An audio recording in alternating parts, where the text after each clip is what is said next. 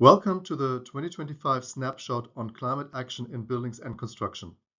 My name is Oliver Rapf. I'm the Executive Director of BPIE, and together with a team led by Professor Ian Hamilton from UCL and with data from the IEA, we prepared this sneak preview of the forthcoming Global Status Report on Buildings and Construction, which we're going to publish in 2026.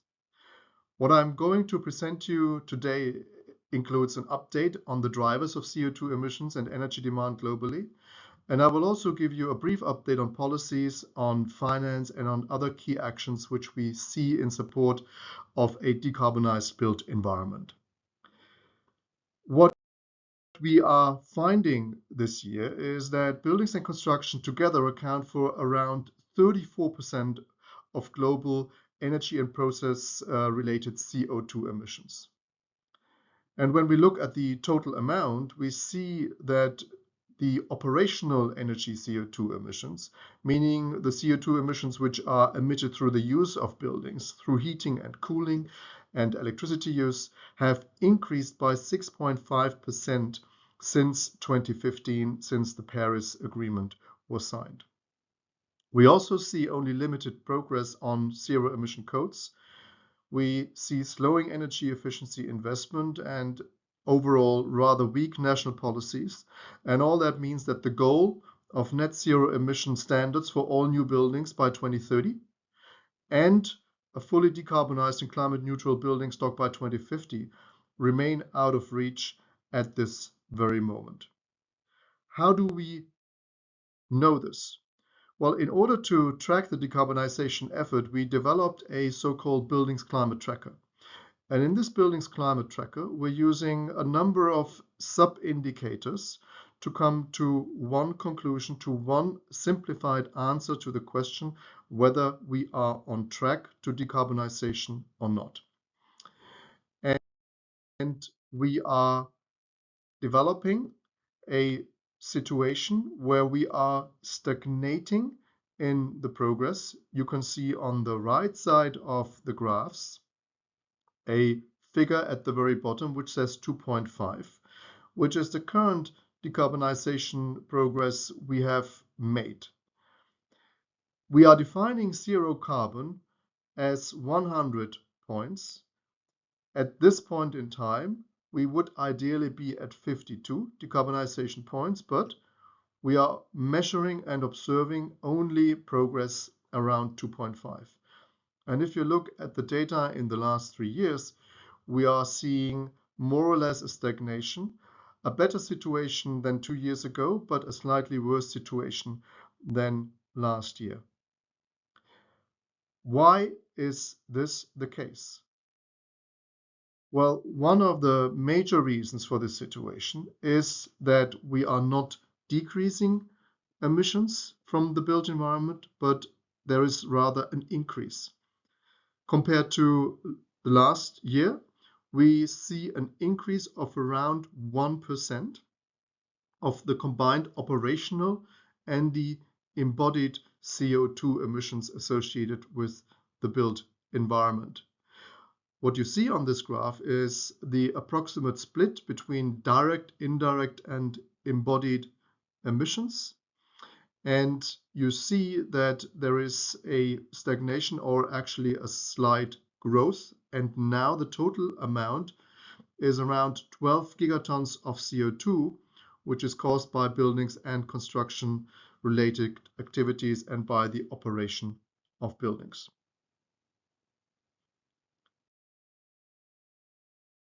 When we look at sub-indicators on that topic, when we look only at the operational emissions, we actually see that operational emissions have now reached a new record high. The dark blue line shows you where we are today in terms of gigatons CO2 with operational emissions. And the light blue line below is the ideal decarbonization path. And you see a gap there of 3.5 gigatons of CO2. And that means that they are actually 56% higher than where they ideally should be. And when we look back at the last decade, we see that this gap has increased by an average of 34% year on year.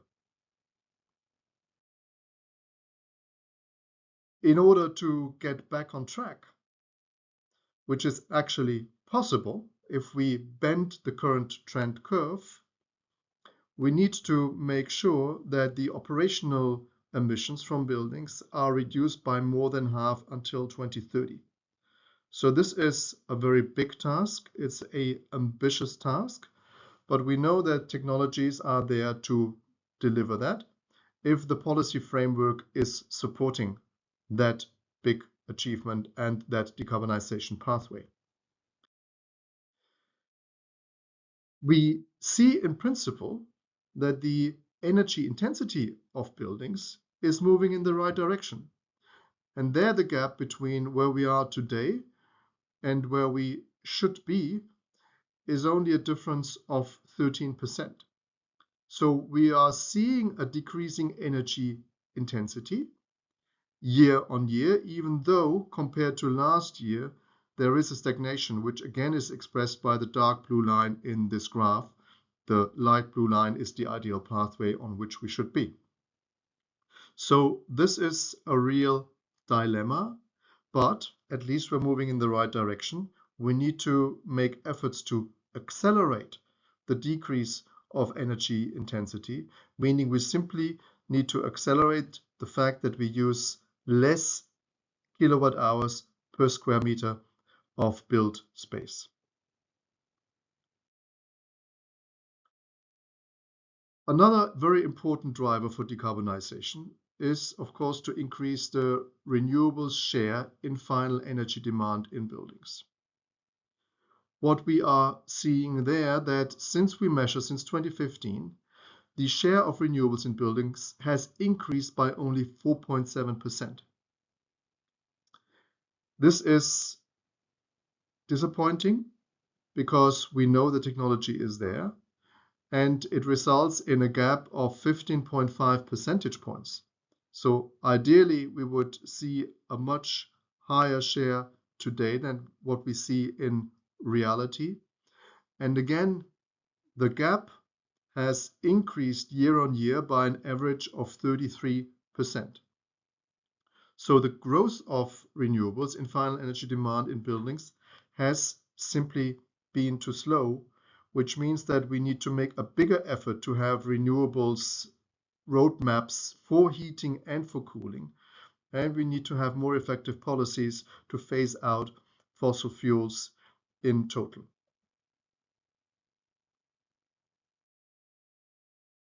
Now, let me have a look at the energy efficiency investment combined with investments and renewables and electrification in the built environment. So what we are showing here is a combination of investments which decrease the carbon impact, the climate impact of the built environment by improving energy efficiency, by increasing the share of renewables, and by increasing the electrification share in buildings.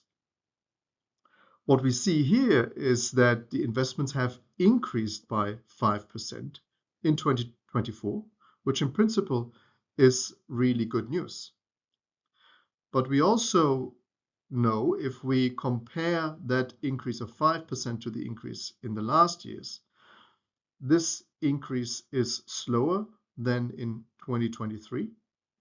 And going forward, we are projecting only an increase of 3% in 2025. The bar graph also shows you where the investments are happening. You see the split between the United States, China, Europe, and the rest of the world. And if you compare the size of the bars, you will see that most of the investments are happening in Europe. Europe is investing more in efficiency, renewables, and electrification than China, and more than the United States, and more than the rest of the world. However, also the European investments are not seeing a significant growth. And Therefore, we need to accelerate the investments. They should ideally be a lot higher than what they are today, which means we need to have a bigger focus on developing sustainable finance mechanisms for decarbonizing buildings and construction. Let me turn your attention to the question of whether there are significant policies implemented by the countries, by the governments around the world to accelerate decarbonization of the built environment. We looked at the NDCs, the nationally determined contributions, and we analyzed them with the question whether they offer detailed policies, detailed timelines, or financial plans to decarbonize the built environment. I know that many NDCs have been published and submitted literally in the last week. We do not include those in our analysis. We have a cut-off date of around 10 days ago. So in order to have a fully updated picture, we would have to look at the very latest submissions, but that was simply not possible for the presentation of today. But we will definitely do this for the publication of the Global Status Report in 2026. Now, when we look at the situation, we find very few countries which provide really extensive details on how to decarbonize the built environment. What we see is that since 2024, around about 70 governments have adjusted or updated their NDCs concerning buildings, and that round about 26 NDCs right now provide extensive details. Many of the NDCs provide information on energy efficiency. Some provide information on energy efficiency and adaptation strategies for the built environment. Some have only very limited reference to decarbonizing the built environment. And actually quite a lot mention the built environment not at all. As I said, the NDC analysis has to be updated with the latest submissions, which we will do. But the overall picture, which ideally should show a much more extensive coverage of the built environment sector in NDCs, is rather disappointing because only 26 NDCs at this moment have extensive details on how to decarbonize the built environment. Looking at the question, how many countries have mandatory building energy codes, we find that 95 countries have those codes, which is in principle a really positive development, but very few of them are really aligned to the net zero carbon goal. Many countries have mandatory energy building codes for all buildings, but some only have them for some building categories, and many countries actually only have voluntary building codes. So if we look at the overall picture, we actually see a relatively good situation in the OECD countries. We also see a lot of updating happening of codes since 2024, which you see as the orange lines on the map around countries or around jurisdictions, because in particular in the United States, a lot of code updates have happened on the subnational level, that is on the US state level, since 2024, which as such is actually encouraging news. We also see a lot of code updates in Europe. We see that in Japan and in some subnational jurisdictions in India as well as in Australia. So all these are positive developments. We see a political dynamic in updating the building codes, but as I said, not many of them are really aligned to a net zero carbon standard. All this means that we need to accelerate our action. We are in many ways on the right track, on a good path, but we are not seeing that good path already translating into a real decrease of CO2 emissions associated with the built environment. So we are recommending 6 essential actions which the sector should take to get back on track. The first one is to reactivate the progress which we have earlier seen to reduce energy intensity in the built environment so that we achieve at least 25% less energy intensity by 2030. The second one is that we really need to accelerate the adoption of renewable energy. I shared with you that we are seeing a growth, but the growth is too slow. And we think that on-site generation should triple to 18% and that we should have a total renewable energy use of 46% by 2030, which is a significant increase from where we are today. We also think that in particular the major emitters and the G20 governments need to adopt mandatory zero-emission building standards as soon as possible and the latest by 2028. And with upgrades and pathways for all other countries to be developed by 2030 and 2035. On the topic of whole life carbon, which I did not really cover in this presentation, but which will be covered in the forthcoming global status report, is that we think that we need to adopt embodied carbon limits in building codes, at least for new countries, at least for new buildings, apologies, and that all other countries should also promote low carbon materials as much as possible. We should ensure that the major emitters and the G20 governments deliver priority actions and commitments as they express them in initiatives such as the Buildings Breakthrough and the Déclaration des Chaillots, and that these commitments should be really visible in the NDC 3.0 submissions, and that these major emitters and the G20 governments really track the progress on their commitments and publish the progress on their commitments.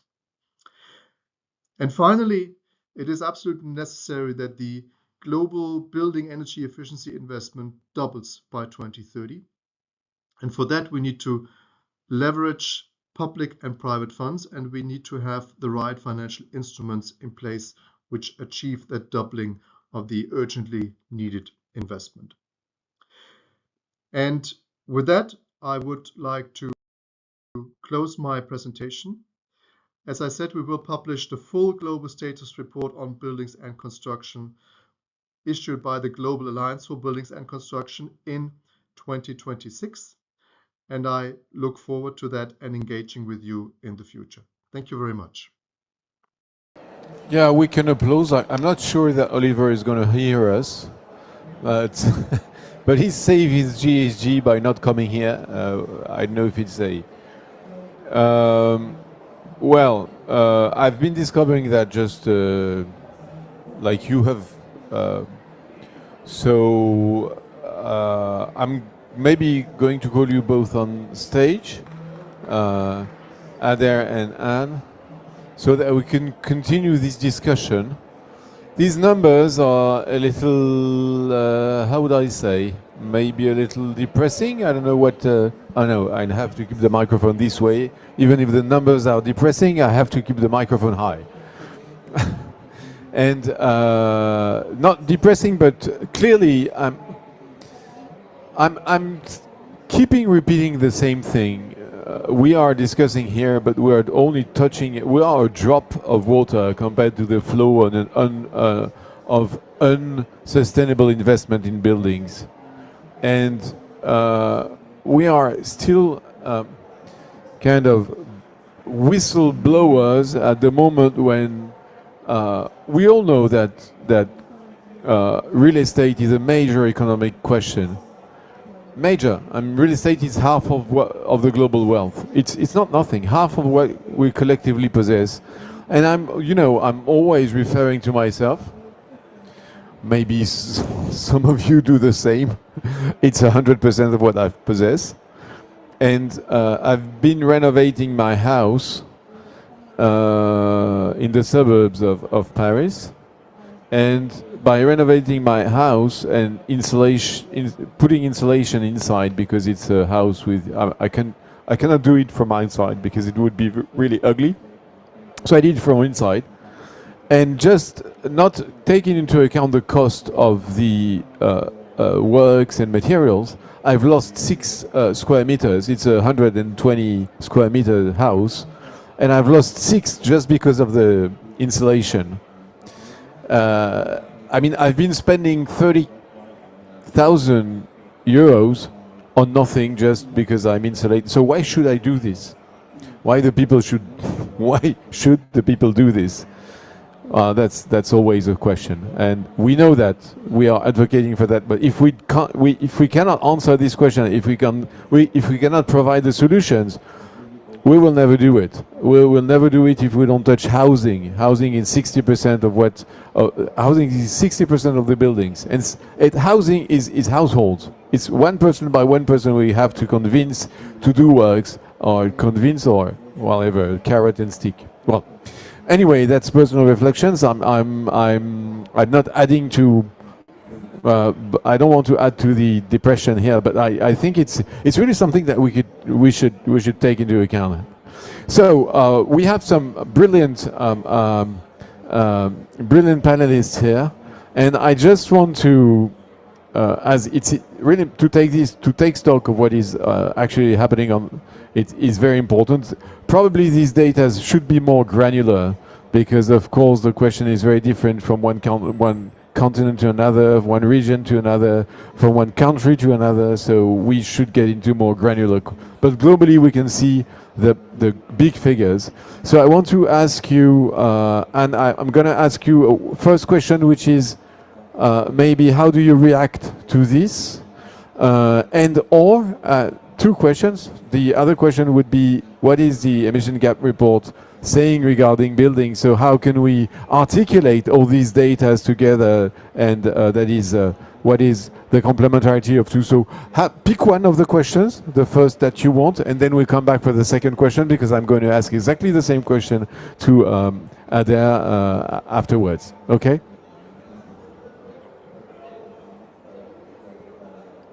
You need to do like that. Yep. Yeah. Great.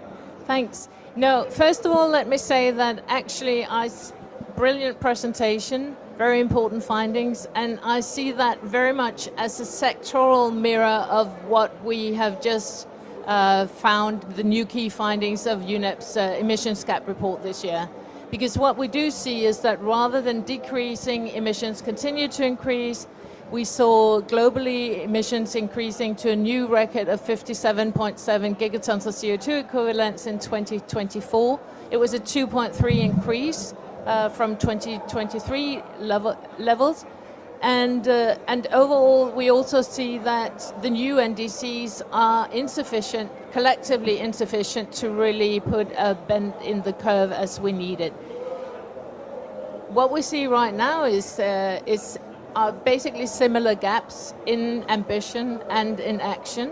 But what we also see, and I think that's important to highlight, and which also came out quite clearly in this presentation, is that basically we do know what we need to do.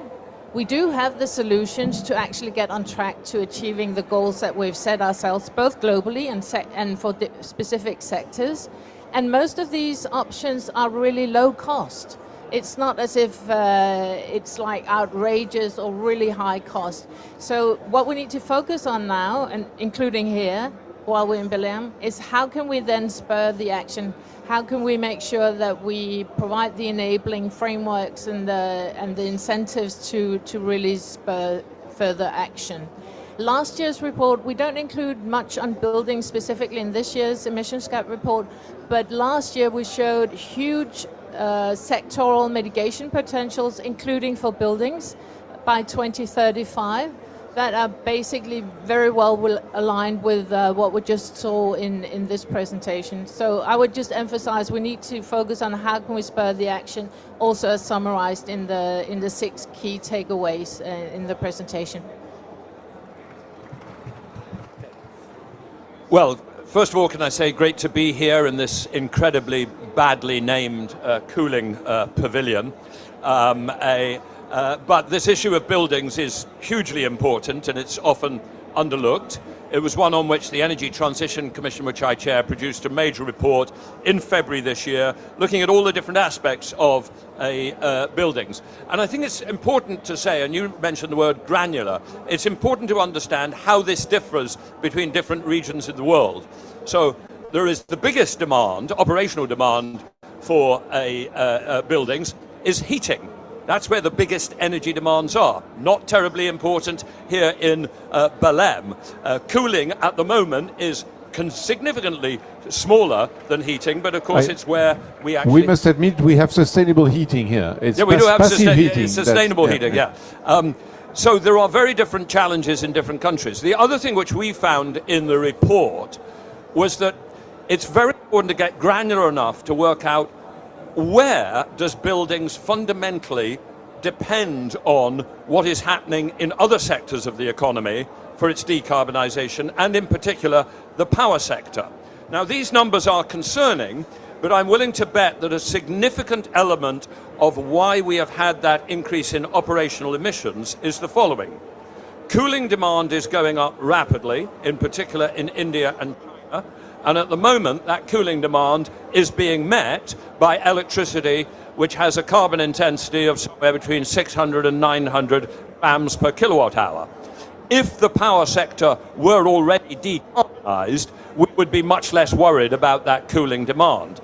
Similarly, in embedded emissions, the embedded emissions in construction, that is totally dominated by two things, by steel and by cement, concrete. And the crucial thing there is for us to decarbonise the production of steel and cement. So there's a lot of things that happen in buildings which are not going to be controlled in the building sector. But I then think it's very important for us to get down to the bits which the building sector can itself control. And those are the following. One, electrifying heat. Two, increasing the efficiency of already electrified appliances, including in particular aircon. And three, improving insulation standards, which I always think is important not just for total energy demand, but for peak electricity demand. And I don't think we often focus enough on this issue of peak electricity demand. It's the fact that cooling booms in India and China have created peak electricity demand, which has driven up new investments in coal to meet them. So if we can invest much more effectively in cooling, you don't get those increases in peak demand. And one of the most important things is actually also by smart buildings, time of day electricity grids, to enable people, plus insulation, enable people to move their electricity demand away from peak. Because we have to remember that in our electricity systems, a hell of a lot of cost and a hell of a lot of the emissions are driven by peak electricity demand, not average electricity demand. So those are some of the ways that I think we've got to get more granular in really understanding the particular nature of the problem and the different levers which can attack it.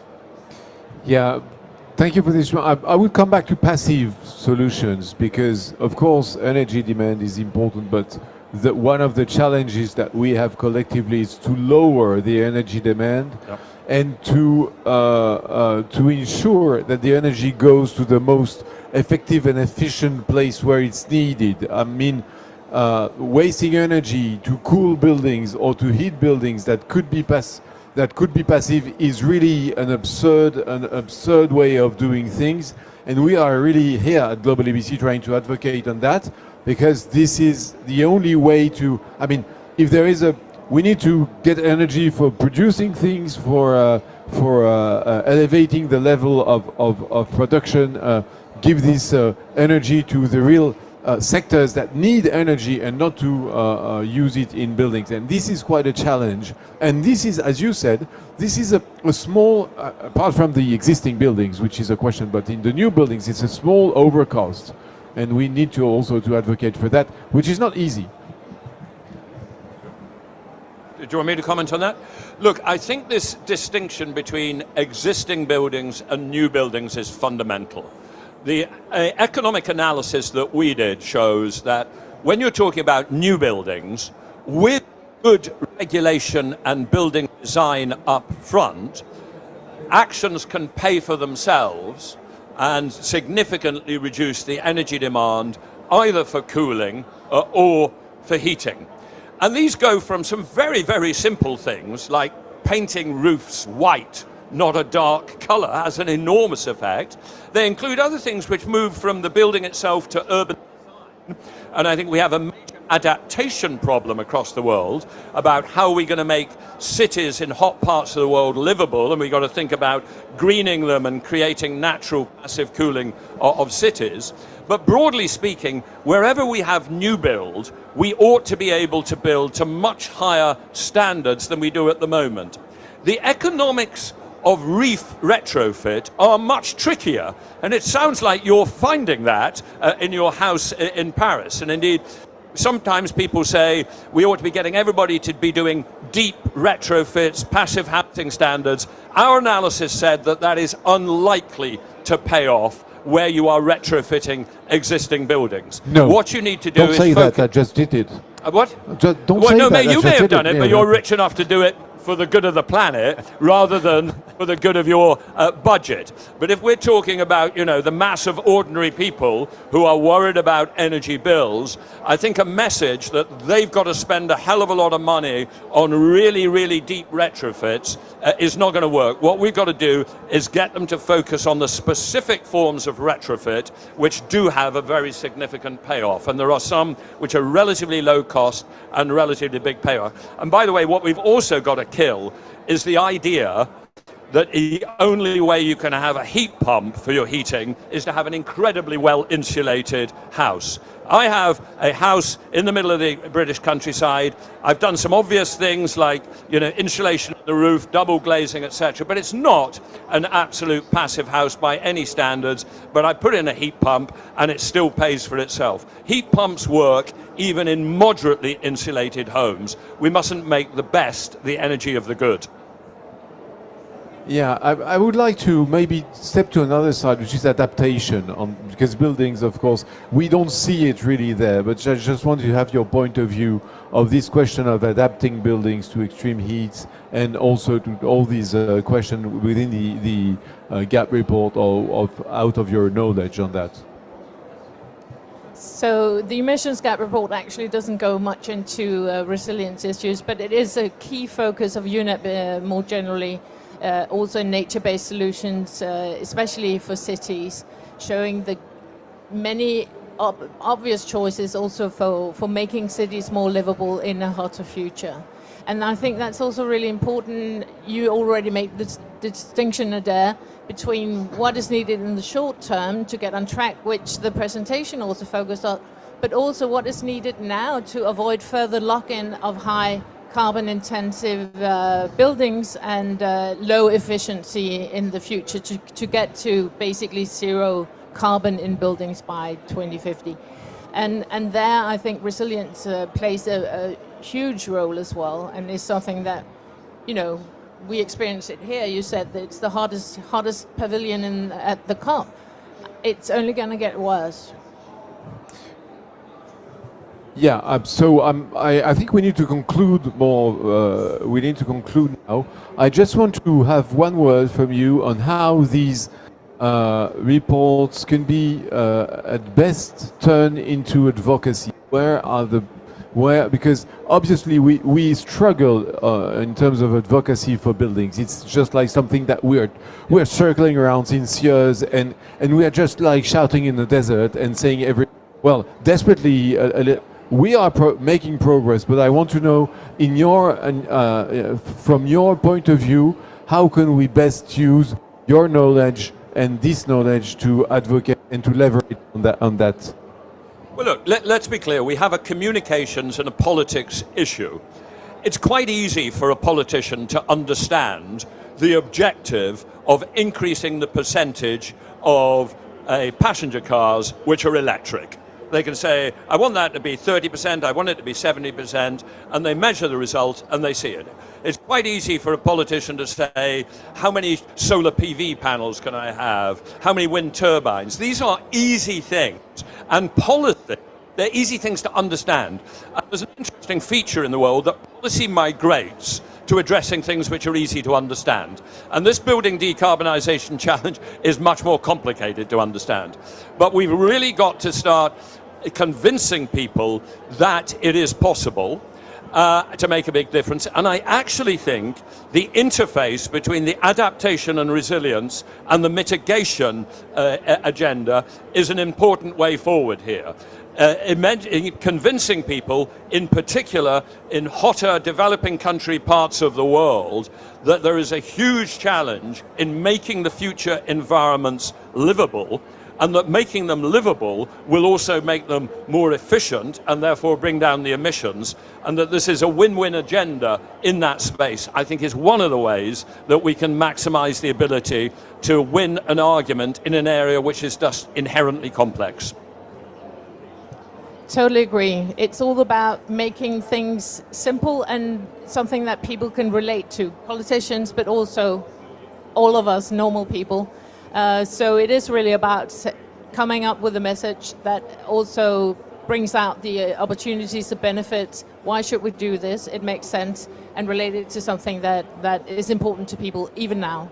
And totally agree also on the interlinkages between mitigation and adaptation here. That could be important driver. Thank you very much for your contribution. I think I cannot express how much it is important to have this firm ground to build on.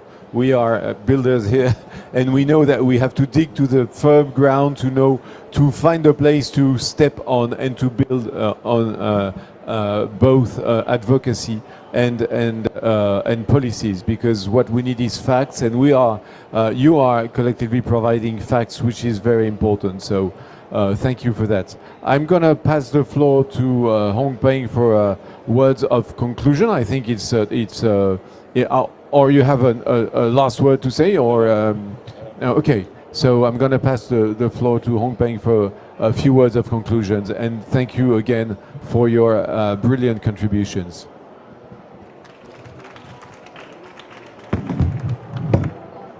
Thank you so much. It was a very nice discussion, and I think it is very clear.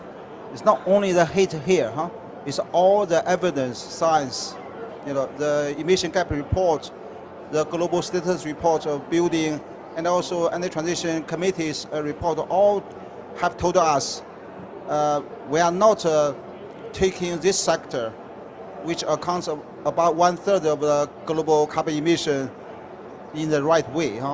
I mean, in terms of how to address, the emission growth in the sector. I started my career over 20 years ago, working on building sector, promoting building efficiency, renewable. Back then, it's a similar challenge. Why many people don't really understand the importance of this sector, and we are still facing the similar challenge in a global level, in the country, in the local, in the cities, etc. I think we need to think harder how to really tell the story in a more, impactful way. But anyway, I think the good thing is we have all the solutions how to really close the gap for the building sector. It's a building code and efficiency, renewable, and of course the circular construction. Of course, we need to find a way to engage the government, private sector on the financing model, etc. We need to work on capacity building, technology transfer, etc. But we have solutions there. We just need, more actions combined with the national, state, and the city, facilitated by global partners. So I really want to hope we can work together on this super important sector. Please come to us, no matter it's Lord Tuner's Energy Transition Committee or UNEP. Thank you so much, Annie, my dear colleague, and of course, our global ABC, for global convening, knowledge sharing, and go deeper to countries, to cities, to see some real actions. We are here to support you, and thank you again for joining this event. I look forward to seeing you in many other events, and more importantly, to work together to really promote the low carbon transition of the building sector. Thank you. Thank you, and of course the Buildings Pavilion is here for you, and people are still being around, so please, if you have some specific questions, address them to us, you. You are all, well, in the room. If I have a look around, I see only experts, so please, they are all experts from Global ABC. We are all under a common umbrella here to discuss and find some solutions. Thank you for that, and thank you for our excellent panelists again. Have a nice day. And get a little fresh air.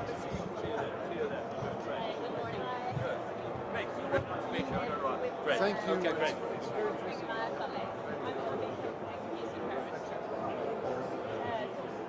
Good. Anyway, best of luck. Update or development.